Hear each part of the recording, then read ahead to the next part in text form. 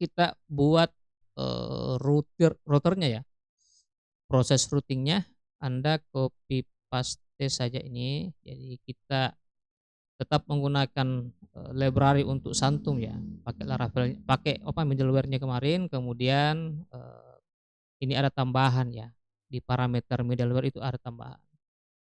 Nanti kita bahas, yang penting kita coba dulu. Ditambah, masuk ke web.php.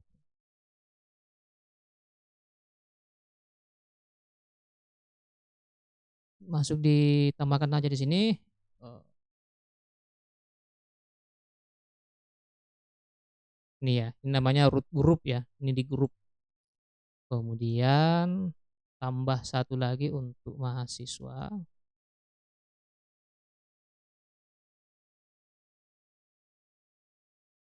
Nih, yang membedakan adalah, ini parameter nanti kita akan kirim ke middleware. Role-nya berisi dosen, ini role-nya berisi mahasiswa, ya anggap sajalah variabel seperti itu, ya. Kita akan kirim data ini nanti ke root, apa namanya, bukan root, middleware dari role middleware maksudnya. Nah, kalau misalnya kita punya akses halaman dosen, itu akan, menuju ke sini, tetapi, ini akan dijalankan. Nah, gitu maksudnya.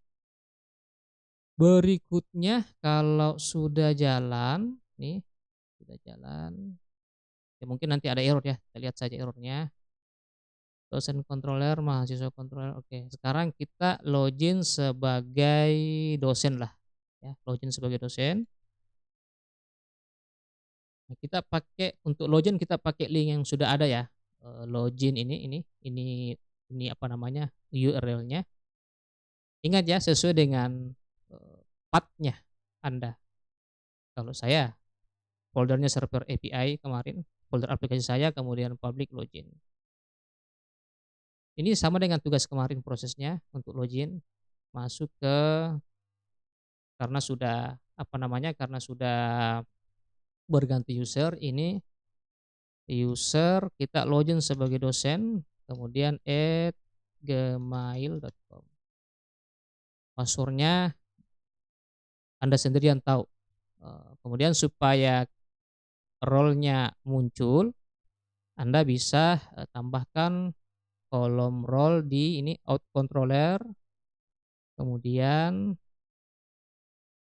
harusnya sudah mau data, oke, harusnya muncul ini role-nya. Ini ya, login, masuk ke row, body, row, ya, user dosen@gmail.com. Login ini kita sudah buat kemarin ya, jangan sampai lupa lagi di web.php, ini /login, sampai Anda lupa lagi. Berikutnya, kita send untuk mendapatkan apa namanya, tokennya, kita send. Nih muncul data baru ya, ini ada role saya adalah sebagai dosen. Berhasil login dan mendapatkan token ini, oke. Nah, sekarang kita akan lanjut ke, eee, mengakses halaman dosen ya, mengakses halaman dosen. Jadi caranya kita pakai, kalau kemarin kan sudah apa namanya, sudah menggunakan ini ya, ini saya duplikat aja ini, duplikat. Kemudian saya rename, dosen, akses dosen ya, akses dosen. Ini cuma nama saja bebas. Kemudian kita akses dulu halaman dosen. Jadi dosen mengakses halaman dosen, gitu. Apa yang terjadi? Dosen mengakses halaman dosen. Ini ya, public halaman dosen. Lihat di sini ya, halaman dosen.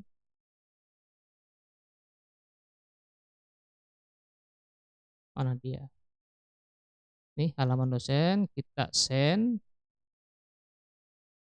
Kalau unauthenticate itu kan kita belum copy token dari, sudah dapat ini kan, sudah dapat tokennya, kita copy, akses dosen, Kemudian masuk ke authorization, pilih bearer token, ganti, ini sudah maju token saya, 12, nih, kemudian kita send. Nah, ini sebenarnya sudah berhasil, cuma ada error di kode controllernya. Saya lihat dulu ya. Nih, dosen controller does not exist. Kita perbaiki dulu. Biasanya di web.php sih, dosen controller kita enggak panggil. Jadi ini ada dosen controller, kita tidak lengkapi di sini. Anda copy paste saja. Dosen controller. Mahasiswa controller kan sudah ada. Seperti itu. Dosen controller kita cek lagi, semoga sudah tidak error. Ini dia, harusnya sudah muncul sih. Kita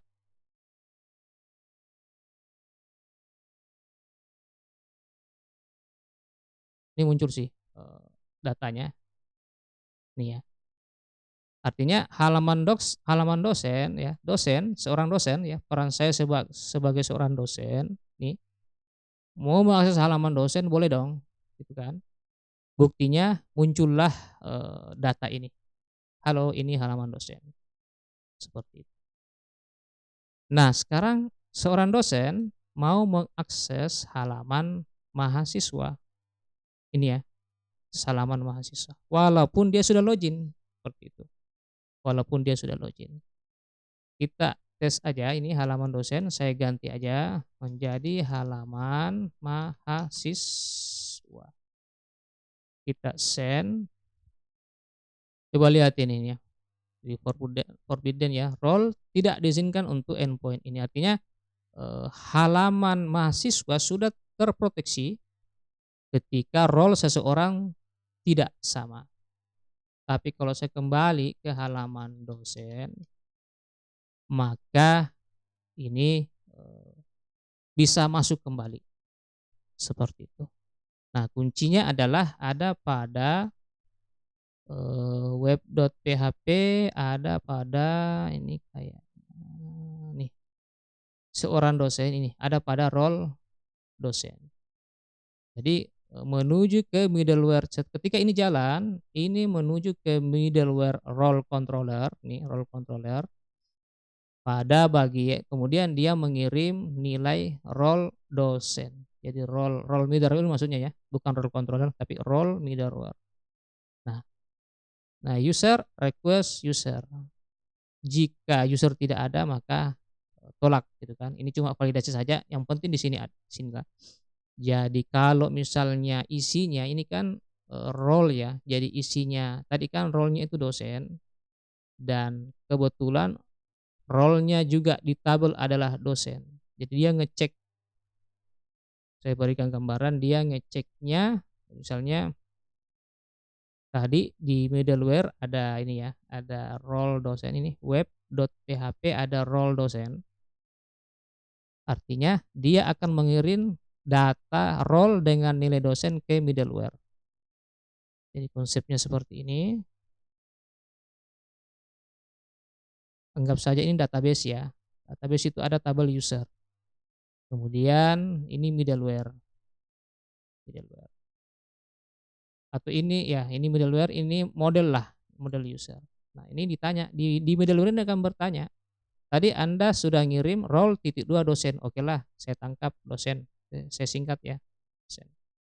Kemudian dia akan cek apakah user yang masuk ini role-nya siapa gitu kan. Kebetulan role-nya yang masuk ini adalah dosen.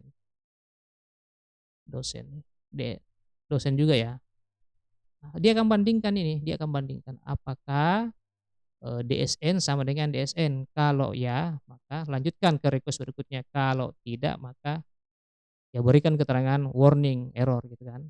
Anda tidak bisa mengakses halaman ini. Jadi ini perbandingan saja sebenarnya antara apa yang kita isi di sini dengan apa role dari user yang sedang masuk. Kira-kira prinsipnya seperti itu. Silahkan dicoba.